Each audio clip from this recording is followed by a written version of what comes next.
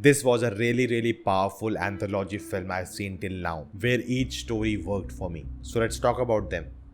Hello guys, I'm Nona Prince and today we're talking about the latest Malayalam Anthology movie which came out on SonyLIV called Freedom Fight. It is by the makers of The Great Indian Kitchen and it includes actors like Jeo Baby, Kunjila Mascillamani, Jithin Issac Thomas, Akhil Anilkumar, Francies Louis, starring Rajisha Vijayan, Joju George, Rohini, Sidhartha Siva and many more. I felt overall it was a great anthology film with each one having something to offer and each one talking about a different issue in the society. So let's talk about them one by one in the order they appeared. Now the first one is Geetu Unchained. Nice name. It was a quirky comedy breaking the fourth wall. It was from the POV of Geetu played by Rajisha Vijayan, and this film makes you realize that in a society women cannot be flawed. If they commit a mistake, they will be outcast. As if they have only one chance in their life and if they go wrong in that, you are done. Everyone else will decide for you now. And everyone judges you for that mistake. Even your closed ones. And the mistake is not even causing anything to anyone else. It's your own decision in life. But still it's seen as a big sin. Suddenly you are put behind barriers and walls. And the walls and the barriers are put by the society's fear. What will the neighbors say? What will my colleagues say? Every decision is being made of what others will think, not what is good for you. And honestly, if you just change that, so many problems in our life will be solved. Now I definitely prefer a film which takes the subtle route. I'm not saying this film is preachy, no, not at all. But it's more direct and simple, very straightforward. And that's definitely not a bad thing or a criticism. I really like the ending because it was building as everything will be solved now. But no, things don't change around you. Even if you have changed yourself, people around you will not change. And that's the message of the film, that you have to stay strong until the end. You have to stick to your guns. I enjoyed the different treatment, changing of the aspect ratio, different type of editing, talking directly to the camera, all the quirkiness that was added through technical aspects was really good. Really enjoyed this one. Moving to the second one, the Unorganized Sector. The first thing I did after watching this one is to go pee. Within 5 minutes of the film, I already had the urge to pee, but I held on to it. I thought maybe slightly just experience the glimpse of what these women are going through. And me holding back is very easy. It's nothing compared to what the women go through. I like the mockumentary style of the film. There was a lot of situational comedy. The topic of this one is sadly laughable. That even in 2022, the technology era, we still cannot fulfill basic needs of a woman. There are unions, there are authorities to do this work, but they are not doing it. Just the struggle these women have to go through to finally get an e-toilet, but that's not maintained. Then there's the politics of the shop owners. They don't want to spend a single penny. Like the women demanding for their rights is an inconvenience. That's a society we are living in. They don't want to even treat them as human beings. Really like the clever way they used to tell about the labor laws in a country. And I really liked, our main character played by Srindaa. She's not a very typical protagonist. That she's ideal, she's smart, she's leading the way. She definitely is. But she's very naive. She's not really confident. She's very unsure of things. She wants to fight for her right,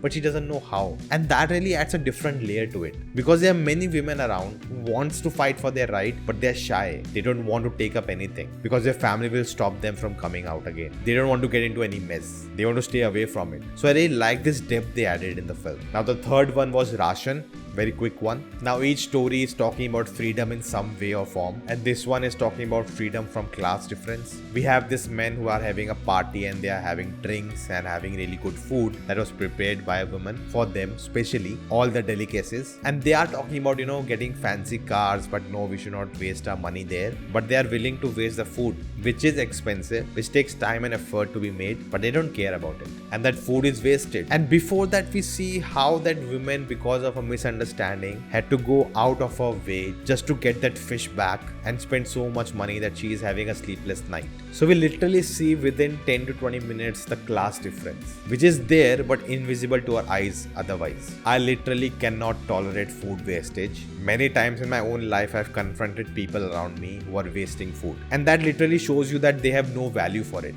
They don't care about it. Maybe because they have plenty of it. That can be the only reason. And so many times I overeat so that the food is not wasted. No wonder this is huge. Now honestly, in another way, you could have just told your neighbor what happened and maybe pay her later, do something. And maybe she would have said, it's okay, I already have so much food I'm making for them. That could have been an easy option. But again, she didn't do that because of that class difference. because she doesn't think she can afford to do that. That selling her jewelry is okay, but to get embarrassed because of a mistake, that's not fine at all. Now the next one was old age home. I had a question. Isn't every home with just old people living in it an old age home? Let me know in the comments. Now this one was tough. Directed by Jeo Baby. I'm not sure if I totally understood the film or not. Now definitely the film is shot in an alienating way that our characters are very alone and lonely. The film is really slow.